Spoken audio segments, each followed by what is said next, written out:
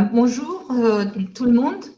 J'espère que vous avez passé une bonne journée hier et nous allons poursuivre aujourd'hui avec Jeanne Audap, qui est la créatrice de la chaîne Apprendre naturellement, et on va lui laisser la place pour sa conférence tout de suite. Je voudrais juste annoncer que cet après-midi, vers 15h30, nous mettrons une enquête de satisfaction, si vous voulez, pour savoir quelle partie du programme vous a particulièrement intéressé. Donc, exprimez-vous pour l'avenir, pour qu'on sache comment ce qui vous intéresse le plus. Bon, maintenant, c'est à Jeanne. Merci, bonjour. J'espère que vous m'entendez tous bien. Donc, j'ai démarré là ma présentation. J'espère que tout se passe bien au point de vue technique.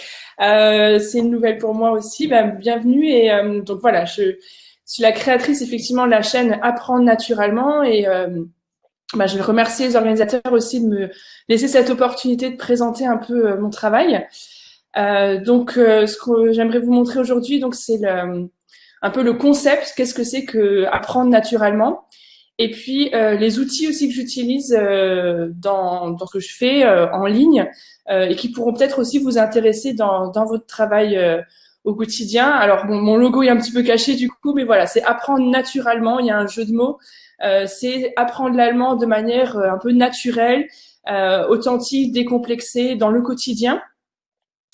L'idée de départ, c'était de pouvoir partager ma passion pour la langue et pour la culture allemande en utilisant les réseaux sociaux, en utilisant Internet et toutes les possibilités qu'on a aujourd'hui, en voulant vraiment aider les francophones qui veulent apprendre l'allemand tout en s'amusant. Un côté ludique aussi qui est important pour moi. Alors, quelques mots pour me présenter. Donc, j'ai 37 ans. Je suis maman de 2 enfants. Là, vous voyez les 2 petites têtes blondes. Il y a une tête brune à côté, mais c'est pas le mien. C'est un enfant que je gardais pendant quelques temps. Donc voilà, mes 2 enfants qui ont bientôt 6 et 4 ans.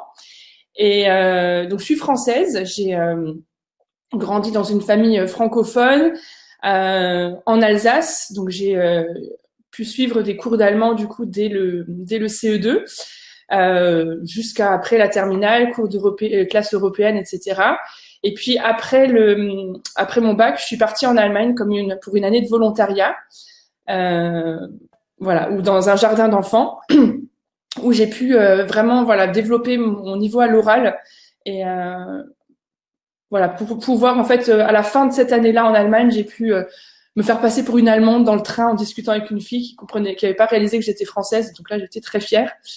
Mon histoire, donc un peu avec l'allemand, je viens de le dire là un peu rapidement. Donc j'ai eu des cours d'allemand à l'école, donc depuis le CE2. J'ai également fait des séjours en Allemagne parce qu'on avait une connaissance de la famille qui était allemande et qui en fait nous a accueillis. Enfin, c'est une ancienne jeune fille au pair qui du coup avait des enfants et j'ai pu aller 2 fois pendant une semaine chez elle à Munich. Et je pense que ça a été des moments clés parce que ça m'a permis de rencontrer des Allemands, de vivre un peu en Allemagne, de découvrir un peu la vie, la vraie vie, on va dire, en Allemagne, autre que juste les cours d'allemand. Et ça m'a donné plus envie. Et puis ensuite, je suis devenue professeure des écoles. J'ai fait un double diplôme en fait franco-allemand. Donc j'ai étudié en fait 1 an sur 2 en France, en Allemagne. J'ai passé donc le concours de professeur des écoles bilingue en Alsace et le erste, zweite Staatsexamen au Bade-Württemberg.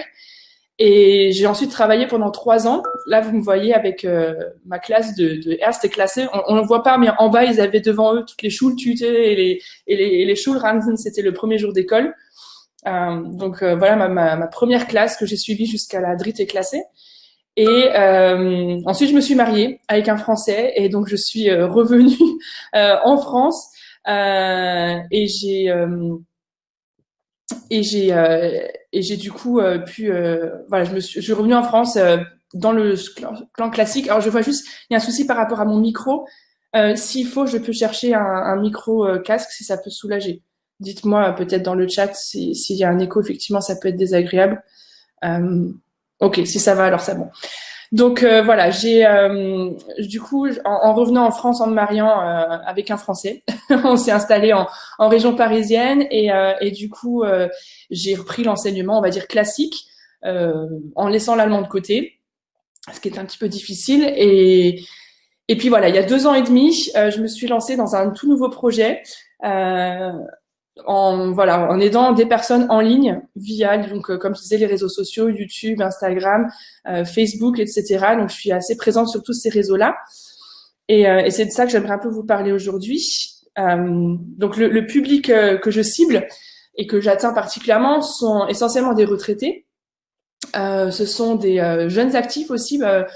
J'ai pas mal de trentenaires aussi qui voilà soit habitent en Suisse ou veulent s'expatrier en Allemagne et ont besoin en fait de pouvoir parler allemand dans leur vie professionnelle aussi, ou des gens qui ont des amis en Allemagne qui veulent pouvoir parler avec eux. C'est peut-être des gens qui ont appris l'allemand à l'école, souvent il y a des années, mais d'autres qui n'ont jamais fait d'allemand de leur vie et qui ont toujours rêvé ça et qui du coup maintenant découvrent mes vidéos sur YouTube et se disent bah tiens peut-être que je pourrais m'y mettre maintenant. Il y a aussi des voyageurs, des gens qui voilà qui circulent, qui ont besoin de pouvoir communiquer.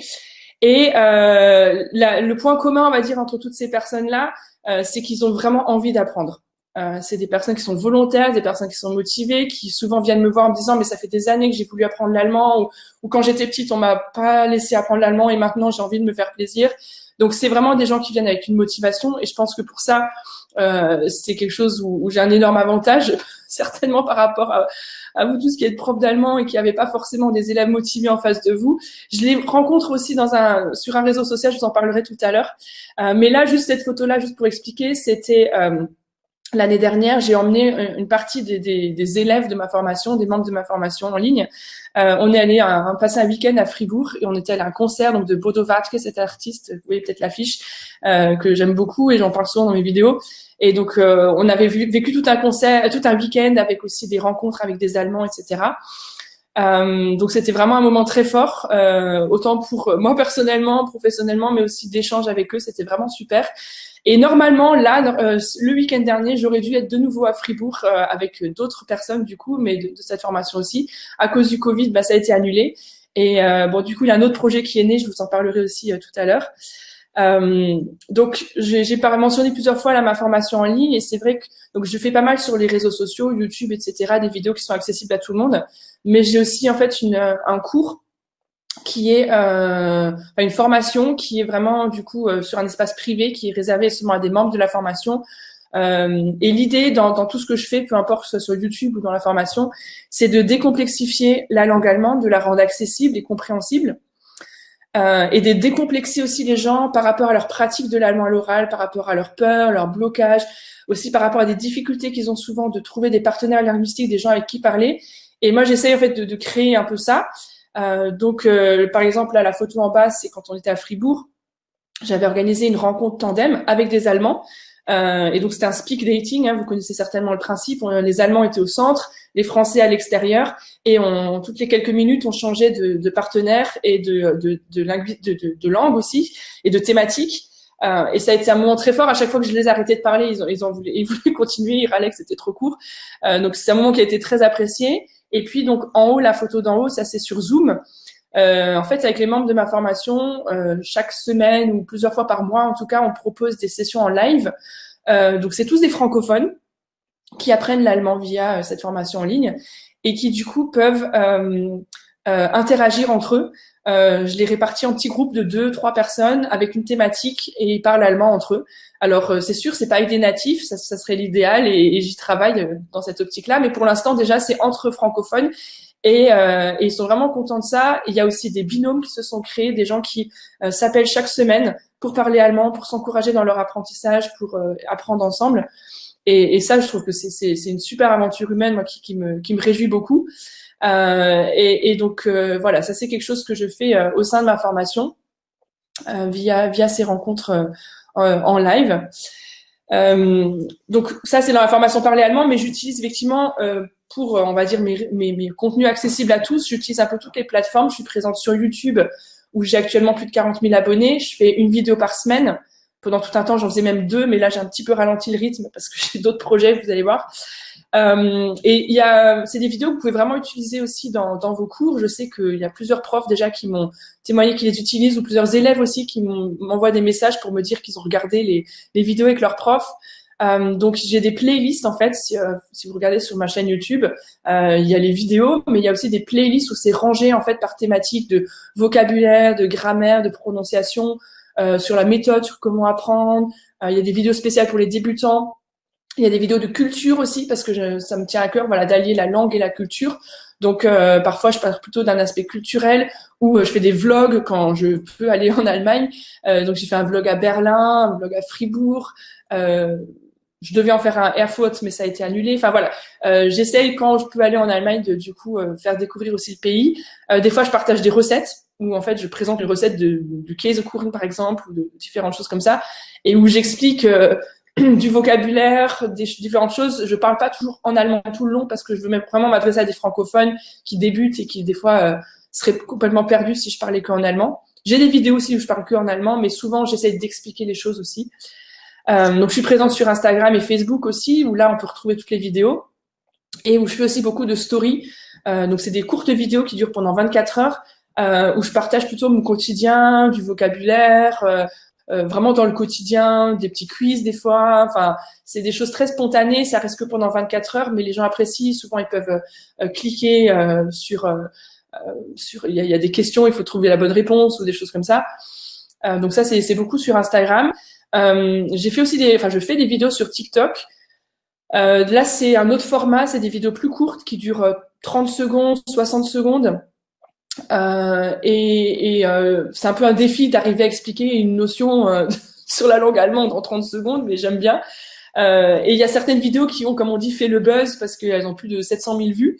Et j'ai plusieurs personnes qui sont venues vers moi en me disant « Ah, mais je t'ai vu sur une vidéo TikTok », des personnes que je connais et qui sont tombées sur mes vidéos sans savoir en fait que je faisais de l'allemand en ligne. Alors là, sur TikTok, c'est là où je retrouve peut-être certains de vos élèves, parce que je remarque que c'est vraiment pas du tout la même audience que ce que j'ai sur les autres plateformes. C'est une audience plus jeune et du coup qui est forcément moins motivée. Enfin, je sais pas si c'est forcément, mais j'ai très souvent des commentaires, on va dire de haters, de gens qui me disent oui, de toute façon l'allemand c'est nul, heureusement moi j'ai fait espagnol, qui c'est qui fait allemand, enfin voilà. Donc là sur TikTok c'est assez amusant, je reçois des commentaires totalement différents de ce que j'ai sur Instagram, Facebook ou YouTube, où là vraiment j'arrive à atteindre des personnes qui ont envie d'apprendre l'allemand et j'arrive à les aider. Là sur TikTok j'ai l'impression, il y a aussi des commentaires de jeunes qui sont contents, mais souvent j'ai l'impression d'embêter les gens. Donc voilà, c'est un peu différent, mais bon, je prends le challenge et je m'amuse, je fais des petites vidéos comme ça, voilà. Et j'ai aussi un blog où là j'écris en fait des articles qui sont souvent en lien avec les vidéos. En fait, je suis pas très fan du blogging en fait, d'écrire plein d'articles, parce que je trouve que la langue ça se partage plutôt justement par l'oral. Je trouve que le format vidéo est vraiment plus adapté. Mais voilà, j'essaye quand même de publier des articles en lien avec les vidéos où je réexplique le contenu de la vidéo, je propose un exercice. J'ai quand même plus de 13 000 visiteurs mensuels, donc voilà, il y a quand même un intérêt pour le blog, mais moi personnellement, ça me parle moins, donc c'est peut-être celui où je mets moins d'énergie, quoi. Alors peut-être pour vous donner un peu un aperçu, justement, j'ai préparé une petite compilation de quelques extraits de mes vidéos.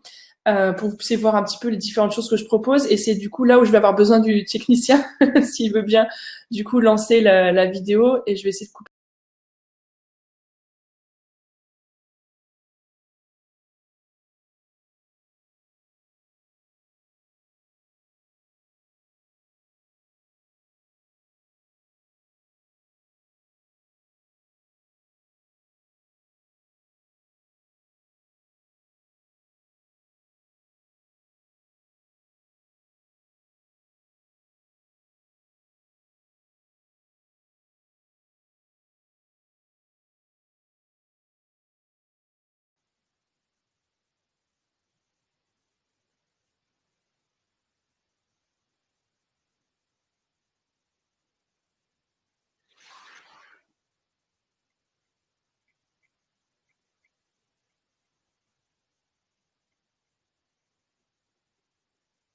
Guten Appetit.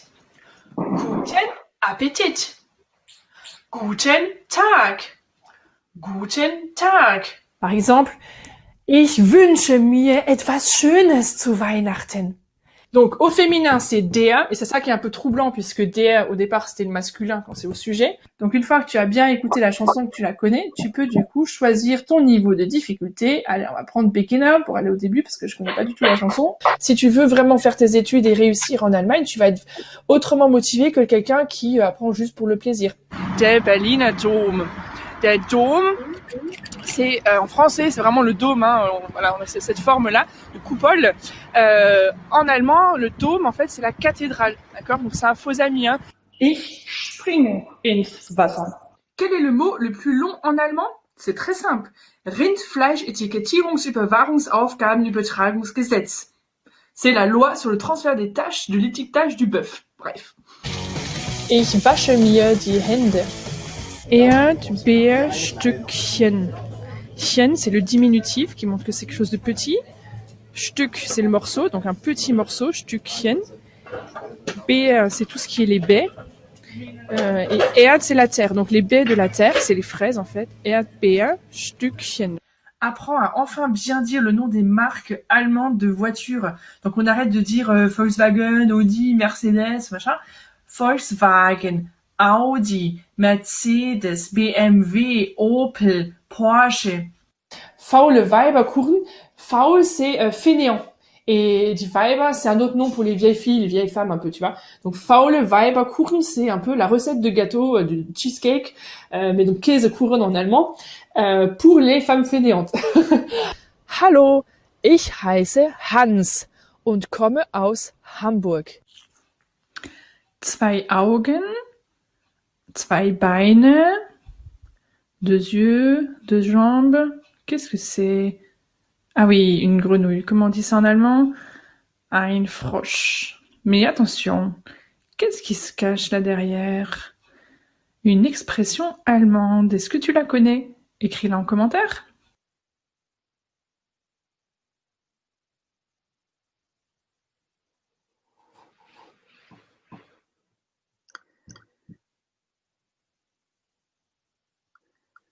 Voilà, merci pour l'extrait.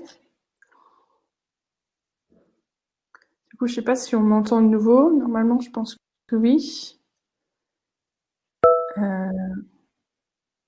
je vais essayer de reprendre aussi ma présentation dès que ce sera possible. Donc, vous avez vu sur l'extrait, il y avait notamment la vidéo où tu parles de la prononciation des marques de voitures en allemand. Et ça, c'est vraiment l'exemple type de la vidéo où je me suis pris plein de commentaires négatifs de plein de jeunes en fait qui me disent mais on s'en fiche, on dit ce qu'on veut, c'est pas à toi de nous dire comment on doit prononcer les choses, etc. Donc c'est vrai, c'est assez un nombre de la déferlante de commentaires négatifs. Je me suis pris sur cette vidéo. Moi ça m'amuse plus qu'autre chose, mais c'est vrai qu'il faut avoir les nerfs accrochés quand on se met à faire des choses en ligne, parce que voilà, on sait que sur internet on peut avoir vraiment des commentaires de toutes sortes, quoi. Donc voilà, bon, je vous ai montré quelques extraits sur ma vidéo YouTube. Vous pouvez aussi me retrouver sur un podcast où j'étais interviewée par le site Connexion Emploi, qui est vraiment un site franco-allemand. J'ai été interviewée aussi par la Fédération des associations franco-allemandes pour l'Europe, vous connaissez certainement aussi. Il y a une interview sur France 3 Alsace, donc c'était vraiment un chouette honneur aussi de pouvoir passer sur ces plateformes-là. Et voilà, moi je pense que je suis là ce matin et je pense que c'est vraiment super qu'on puisse travailler ensemble parce qu'on a vraiment un travail complémentaire. J'ai régulièrement des témoignages, comme je vous disais, soit de professeurs qui me demandent s'ils peuvent, notamment pendant le confinement, j'ai eu plusieurs professeurs qui m'ont envoyé des messages pour me demander s'ils pouvaient utiliser mes vidéos pour les montrer à leurs élèves, etc. Et ou alors d'autres, voilà, ici Elena qui disait ma professeure d'allemand nous avait conseillé votre chaîne, elle avait raison. J'ai une meilleure note en oral ou je m'améliore, ma prof ne comprend plus. Enfin voilà, moi je pense qu'on a vraiment un travail complémentaire. Je suis ravie de pouvoir aider certains peut-être de vos élèves. Et en même temps, je sais que j'ai aussi beaucoup de chance d'avoir face à moi des élèves ou des personnes motivées. Ça, c'est sûr que c'est chouette. J'ai pas vraiment à chercher à les motiver parce que si ça les intéresse pas, ils vont voir ailleurs. Et puis voilà, c'est vraiment là une grosse différence. Mais je pense qu'on peut travailler ensemble. Et donc, si vous avez envie d'utiliser certaines de mes vidéos, avec plaisir, elles sont sur YouTube, elles sont disponibles et vous pouvez vraiment les utiliser. Quelques-uns de mes projets, j'ai mentionné un peu quelques projets que j'avais. J'ai lancé il y a il y a 3 semaines, une nouvelle chaîne YouTube qui est cette fois-ci pour les germanophones qui veulent apprendre le français. Ça s'appelle Einfach Französisch. Et l'idée là derrière, c'est vraiment de pouvoir créer en fait du côté germanophone une communauté similaire à celle que j'ai du côté francophone, pour pouvoir proposer en fait des rencontres. Je l'avais mentionné, hein, c'est vraiment une difficulté des personnes souvent qui apprennent l'allemand de trouver des gens avec qui ils vont pouvoir parler, des partenaires linguistiques, etc. Et donc moi j'ai vraiment envie de pouvoir leur proposer ça, de pouvoir proposer de connecter en fait des Allemands et des Français ensemble pour leur permettre de parler et d'avoir du plaisir à parler ensemble en fait, tout simplement. Parce que je pense que voilà, c'est un élément essentiel pour l'apprentissage d'une langue, c'est d'avoir des partenaires avec qui on peut la parler, parce qu'une langue ça se parle, et si on a personne avec qui parler cette langue-là, c'est plus difficile. Donc voilà ce que j'essaye d'atteindre avec cette nouvelle chaîne. Donc c'est vraiment les débuts là, j'ai 150 abonnés, voilà, on redémarre petit, et puis j'ai beaucoup de plaisir en tout cas à faire ça. Et dans cette optique-là aussi, j'ai lancé un projet. Je dis parfois parce que c'est vrai qu'actuellement j'ai une petite équipe de prestataires qui travaillent avec moi sur différentes tâches qui peuvent m'aider à soulager un peu, parce que c'est vrai que faire tout ça toute seule, ça devient un petit peu lourd, mais voilà. Donc j'ai organisé un événement franco-allemand pour remplacer en fait ce séjour à Fribourg qui a dû être annulé à cause du Covid. Et donc ça aura lieu du 2 au 8 novembre, le Festilang. Donc les inscriptions sont actuellement en cours. Et l'idée, c'est vraiment de proposer des conférences, des ateliers, des interviews, des quiz, des échanges et des rencontres tandem entre des Allemands et des Français, enfin francophones et germanophones, parce que ça peut être des Suisses, des Belges ou des Autrichiens, peu importe. Et donc pour cet événement, j'ai pu inviter plusieurs partenaires qui sont comme moi, des blogueurs ou des youtubeurs ou certains germanophones, d'autres francophones, d'autres bilingues. Et qui vont donner différentes conférences sur différentes thématiques, sur l'apprentissage de l'allemand, l'apprentissage du français ou l'apprentissage des langues en général. Ça sera parfois en français, parfois en allemand. Souvent, j'essaierai un petit peu de traduire juste pour que ceux qui ne maîtrisent pas assez la langue puissent quand même comprendre de quoi on parle. Traduire un petit résumé, mais voilà. Donc ça aura lieu en ligne, 100% en ligne, donc un peu comme ce qu'on est en train de faire là ce matin. Mais avec des Français, des Allemands, et il y aura aussi donc des rencontres de Zoom, comme je le fais dans ma formation, où les gens pourront discuter en petits groupes en allemand et en français sur différentes thématiques. Et donc maintenant, j'aimerais vous présenter quelques outils que j'utilise et peut-être qui pourront du coup vous intéresser aussi dans votre pratique de l'enseignement de l'allemand au quotidien. Déjà le premier outil, je l'ai pas mis, mais c'est vrai que moi je fais toutes mes vidéos avec mon téléphone. C'est un iPhone 6S, c'est même pas le dernier cri, mais ce qui est bien, c'est qu'il a une prise jack qui me permet du coup de brancher directement mon micro ou quoi dessus. Mais même des fois, j'oublie de prendre le micro quand je suis en balade, et donc je fais des fois des vidéos juste avec le micro du téléphone et ça marche très bien. Avec la caméra du téléphone, franchement, c'est super. Je fais toutes mes vidéos comme ça en selfie. Et ensuite, je fais un montage. Moi, j'utilise Movavi, mais bon, c'est pas forcément le meilleur. C'est l'outil que j'utilise. Il y a Movie Maker aussi qui est gratuit. Movavi, je crois que c'est une licence de 30 €. C'est pas non plus un énorme investissement. Et donc, ça me permet de couper, de rajouter des musiques, de rajouter des petites choses, faire un peu des montages plus ou moins complexes. Ça dépend des fois. J'essaye au maximum de faire des vidéos qui ne demandent pas trop de montage parce que c'est quand même beaucoup de travail.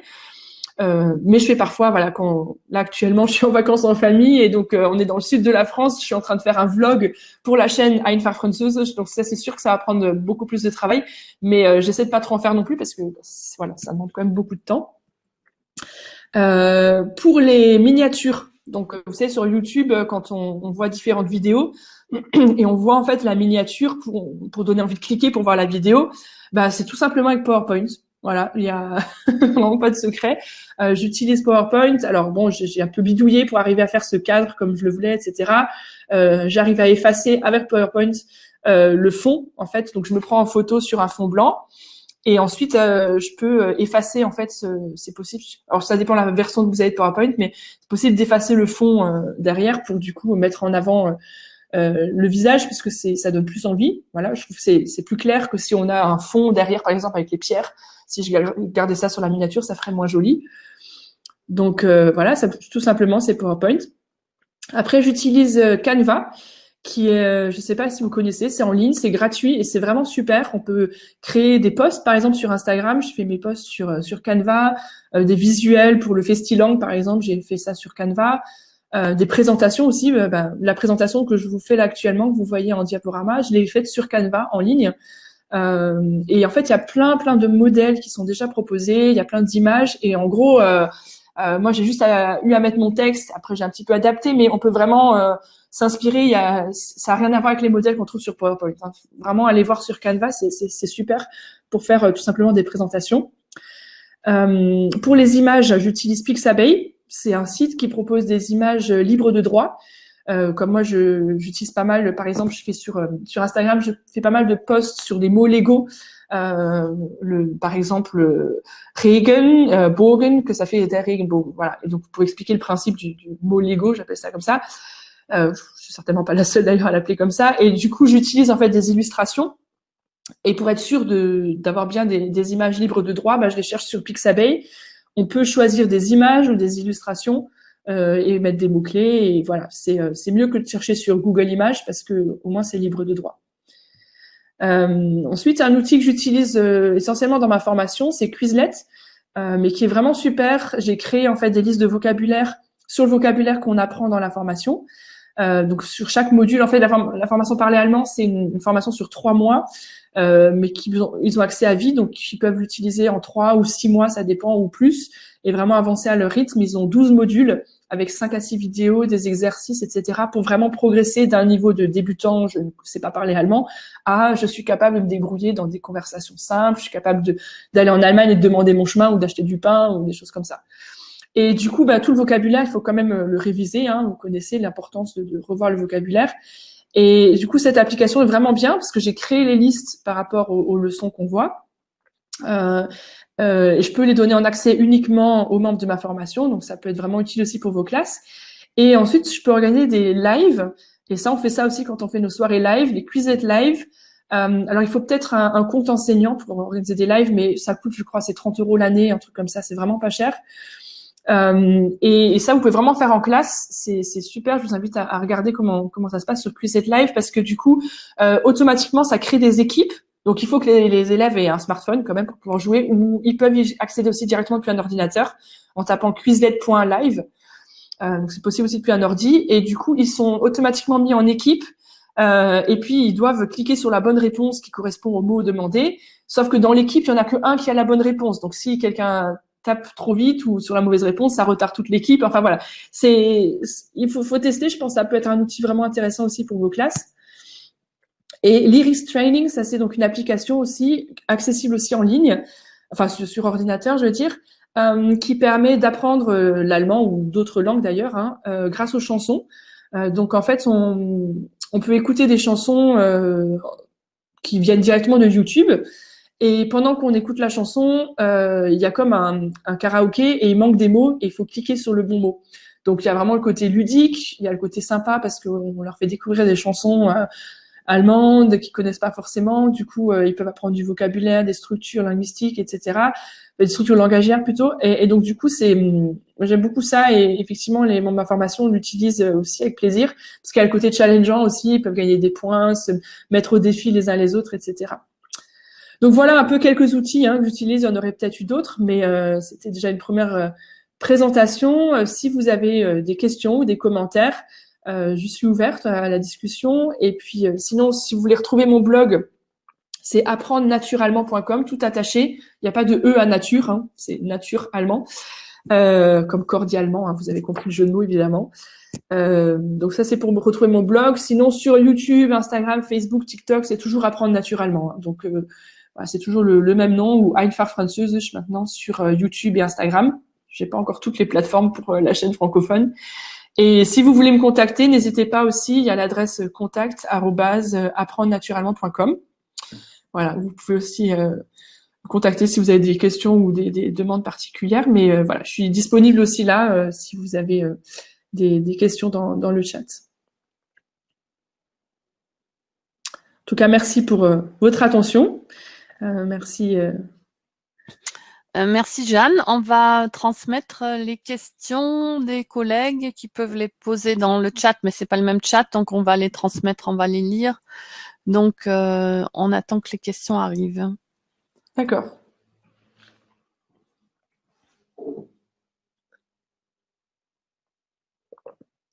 Alors, je dois déjà vous dire qu'il y a quand même aussi des personnes qui vous en remercier parce qu'ils ont utilisé vos vidéos pendant le confinement.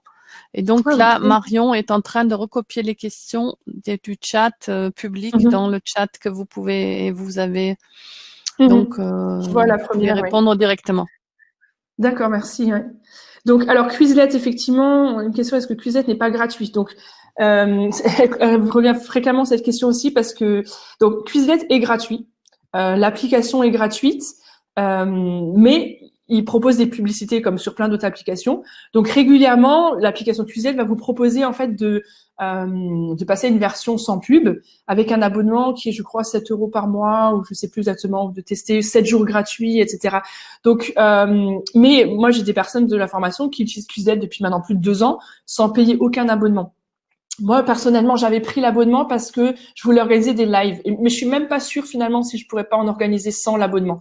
Je pense que c'est même possible en version gratuite de faire des lives, à vérifier. Mais en tout cas, c'est vraiment, pour les utilisateurs, c'est gratuit. Et à voir pour l'organisation des lives, si je sais plus, moi, je sais que j'avais pris l'option enseignant, mais voilà, il y a une option enseignante, mais peut-être qui est peut-être même d'ailleurs gratuite en tant qu'enseignant. Là, ça serait à vérifier. En tout cas, je sais que pour les utilisateurs, c'est vraiment gratuit, mais il faut se méfier parce qu'il y a des pubs du coup sur l'application, et donc régulièrement, ils vous proposent de tester 7 jours gratuits, et donc souvent les gens viennent vers moi en me disant, ah, mais en fait, c'est quand même payant. Non, c'est vraiment. Je sais que j'en ai plusieurs qui l'utilisent et moi-même, je l'ai téléchargé, j'utilise gratuit à côté, il n'y a pas de souci. Ouais. Une autre question, est-ce que vous travaillez toujours comme professeur des écoles? Non, actuellement non, parce qu'en fait, ce travail-là me prend quand même, c'est un temps plein. Hein. Je travaille, même si j'ai l'avantage de pouvoir organiser mon quotidien comme je veux entre guillemets, et parce que je suis mon propre patron, donc je travaille aux heures où je veux. Mais en fait, je suis en disponibilité. Voilà, je suis en disponibilité pour élever mes enfants parce que j'ai des enfants en bas âge et du coup, je travaille voilà vraiment sur les temps où ils sont à l'école ou le soir quand ils dorment et je travaille sur ces horaires-là. Là, exceptionnellement, je travaille en matin pendant les vacances, donc c'est mon mari qui s'occupe d'eux du coup. Mais voilà, ça c'est des arrangements. Mais actuellement, voilà, je n'enseigne plus en tant que professeur des écoles. Quels autres outils utilisez-vous? Je connaissais les autres que vous avez cités. Alors peut-être des outils particuliers, peut-être des questions par rapport. En fait, j'utilise pas non plus. Il n'y a pas tant de choses non plus que ça. Qu'est-ce que j'aurais peut-être oublié de mentionner? Parce que j'utilise beaucoup de. Alors oui, après peut-être d'autres outils. Par exemple, j'utilise Zoom, mais ça je l'ai mentionné. Zoom que j'utilise du coup pour organiser les sessions live et permettre aux personnes de ma formation de se connecter, puisque j'ai des gens qui sont vraiment partout, même dans le monde. J'ai des personnes en Australie, au Canada, donc avec le décalage horaire, c'est pas toujours évident. Et là, pareil, j'ai un compte aussi payant sur Zoom pour pouvoir créer des groupes, ce qui n'est pas possible, je pense, dans la version basique de Zoom. Donc quand nous on fait un zoom, là vous avez vu tout à l'heure la photo où il y avait tout le monde dessus, mais en réalité c'est juste les premières minutes où on fait un temps d'accueil et ensuite je les répartis en petits groupes de 2 ou 3 dans des classes, et ça c'est possible qu'avec une version payante de Zoom qui permet du coup de faire des petits groupes et de les laisser parler entre eux. Après moi je peux venir dans les groupes, je peux interagir avec eux ou répondre à leurs questions, etc. Mais ils sont vraiment comme c'est des adultes responsables, motivés, je suis pas là en train de contrôler si vraiment ils parlent allemand. Après on revient en groupe, ils peuvent reposer des questions, mais donc du coup pour ça Zoom c'est vraiment bien. Je réfléchis ce que j'utilise Webinar Jam. Webinar Jam, ça c'est plus quand j'organise régulièrement des conférences en ligne où j'invite les personnes qui me suivent de mon audience à venir à une conférence sur une thématique. Et du coup là, j'ai parfois 300 inscrits. Quand on dit 300 inscrits, ça veut dire 80 ou 100 personnes présentes. Hein. Il y a toujours plus qui s'inscrivent que ceux qui sont réellement là. Mais du coup, pour ça, voilà, c'est un peu un espace comme ce qu'on est en train de faire ici. Après, après, je l'ai pas mentionné ici parce que je pense pas que ce soit forcément pertinent. J'utilise un système qui s'appelle le SG autorépondeur. SGAR, vous connaissez certainement Mailchimp, qui permet en fait d'envoyer des messages à plusieurs contacts en même temps ou des messages automatisés. Et donc ça, c'est un système francophone. Donc moi, j'ai choisi de privilégier le marché français. Et donc j'utilise ça pour envoyer des messages automatisés en fait. Bon, ça c'est plus du marketing email, donc je pense pas que ce soit forcément pertinent pour vous en tant qu'enseignant, mais c'est quelque chose que j'utilise moi dans mon marketing, c'est-à-dire que les gens qui se connectent qui regardent mes vidéos, je leur propose de télécharger un guide gratuit où je leur donne des conseils sur l'apprentissage d'allemand. Et en téléchargeant ça, ils savent que du coup ils s'inscrivent à ma newsletter et qu'ils vont recevoir chaque semaine des emails avec des nouvelles, avec les nouvelles vidéos, avec des conseils. Et donc là, j'utilise SG Autorépondeur qui me permet d'envoyer parfois des emails à 40 000 personnes en même temps, parce que j'ai actuellement plus de 40 000 personnes sur ma liste email. Et ça, c'est pas possible depuis une adresse Gmail. Donc c'est un autorépondeur qui me permet voilà d'envoyer des emails. Après, voilà, il n'y a pas non plus tant d'outils que ça. Hein. Comme je vous disais, les miniatures avec PowerPoint, ça marche très bien. Un collègue voudrait la recette du Kuchen für faule Männer. Oui. Je ne l'ai pas. Même les faule Weiber, c'est Dr. Oetker, hein, c'est pas de moi, mais elle est sur YouTube en tout cas la recette du Käsekuchen für faule Weiber. Für faule Männer, da gibt es nichts. Keine Ahnung. Quel coût pour les formations en ligne? Alors, en fait, j'ai différentes formules de formation.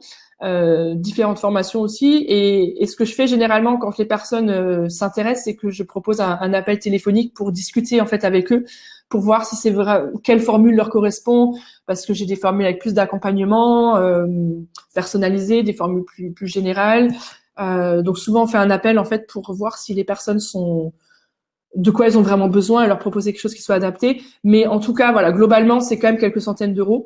J'ai ma formation niveau 1 qui est actuellement à 600 euros, avec un accès donc à vie aux 12 modules, aux exercices. Ils ont donc des lives plusieurs fois par mois. Ils ont un groupe privé Facebook. Ils ont des possibilités de poser leurs questions et d'avoir des réponses très rapides. Ils ont voilà plein de bonus après autres. Je peux pas tout détailler non plus ici, mais c'est sûr c'est une formation quand même assez coûteuse parce que il y a un énorme investissement aussi de ma part et de la part de mon équipe. On est vraiment là pour accompagner les personnes pour leur permettre réellement d'arriver au niveau qu'ils aimeraient. Et puis aussi, il y a aussi cette volonté d'arriver à avoir aussi des personnes motivées parce que voilà, si quelqu'un j'ai des petites formations aussi à 30 euros, mais souvent, forcément, on n'arrive pas au même résultat parce qu'on peut pas donner le même suivi. Et puis, c'est pas la même motivation aussi des personnes. Donc, voilà, il y a quand même un coût, c'est sûr, dans la formation, mais qui est, d'ailleurs, plusieurs nous le disent, c'est tout à fait rentabilisé ou ça vaut le coût d'investissement, etc. Est-il possible de tenir une liste qui reprend l'ensemble des outils utilisés avec les liens permettant d'y accéder? Oui, alors je pourrais fournir ça éventuellement. Je ne sais pas s'il y a moyen après de transmettre simplement le PDF le document. Oui, ça sera de toute façon là, ça va être filmé et enregistré. Ouais. Et puis après, effectivement, vous transmettez la liste et puis on va la rajouter à en commentaire à votre vidéo sur notre canal. Merci. Ouais. Effectivement, même après, voilà, les noms que j'ai cités, si vous tapez Canva, vous allez directement trouver. Hein, CANVA, par exemple, vous le trouvez tout de suite. Ouais. Combien de personnes dans votre équipe? Donc actuellement, on est 6, moi y compris. Hein, mais c'est pas des personnes qui sont salariées. Hein, j'ai pas les moyens actuellement de salarier ces personnes-là. Donc c'est des prestataires, c'est des personnes qui sont en auto-entreprise. Et que je rémunère certaines à l'heure, d'autres à la commission, voilà, parce qu'elles ont différentes fonctions et donc voilà. Mais c'est super en tout cas de pouvoir travailler avec ces personnes-là. C'est des personnes vraiment super sympas, certaines que je connaissais avant et qui ont choisi de rejoindre l'équipe, et d'autres que j'ai pu rencontrer, c'est des personnes qui me suivaient et j'ai dit voilà, je cherche quelqu'un qui a tel et tel profil et ces personnes-là ont postulé. Donc j'ai notamment 2 germanophones, donc une allemande et une autrichienne qui Donc ça, c'est tout frais, hein, ils sont là depuis 2 mois, mais qui vont m'aider justement à accompagner de manière vraiment individualisée les personnes dans leur apprentissage de l'allemand et aussi dans les temps de groupe aussi pour qu'on puisse vraiment proposer chaque semaine des coachings de groupe. Donc voilà, c'est de toute façon ça évolue chaque mois on découvre, mais on avance petit à petit, c'est vraiment chouette. Niveau 1 égale A1. Oui, alors c'est vrai que j'ai pas forcément fait référence à ces niveaux-là, A1, A2, etc. Parce que j'ai fait moi-même le parti pris de pas forcément m'y référencer. J'ai pas voulu, c'est un choix, hein, c'est pas un déni ou quoi, c'est plus un choix de positionnement. J'ai pas voulu me positionner par rapport à passer le B1, etc. Je sais que j'ai certains collègues qui font ça, notamment vous l'avez vu peut-être tout à l'heure sur le Festilang Deutsch mit Maria, qui côté germanophone, hein, qui elle est même pas allemande, elle est russe, je crois, mais qui prépare réellement à ces examens-là. Moi, j'ai voulu plutôt justement avoir une approche décomplexée, plutôt permettre aux personnes de se débrouiller dans le quotidien.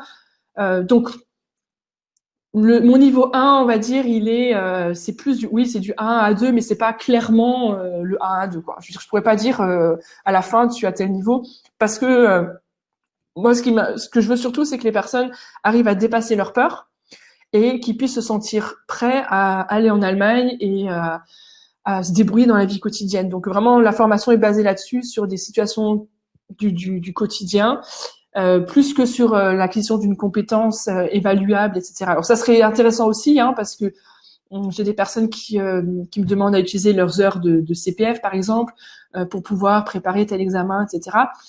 Mais bon, actuellement, ça va sûrement évoluer, hein, mais actuellement, j'aime plutôt d'avoir des gens qui me disent ah c'est super, j'ose enfin parler, je me sens prêt maintenant à discuter en Allemagne, je me sens prêt à aller voir mes amis où j'ai pu mieux comprendre quand je suis allée en Allemagne, etc.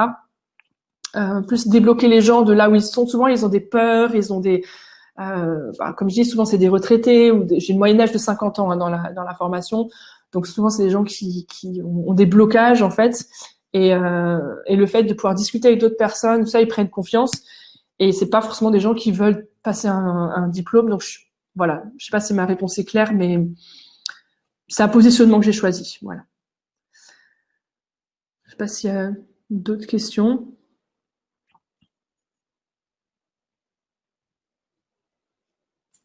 Alors apparemment, il n'y a pas d'autres questions. Je n'en vois pas. En tout cas, merci pour votre écoute. Ben, écoutez, merci à vous, Jeanne.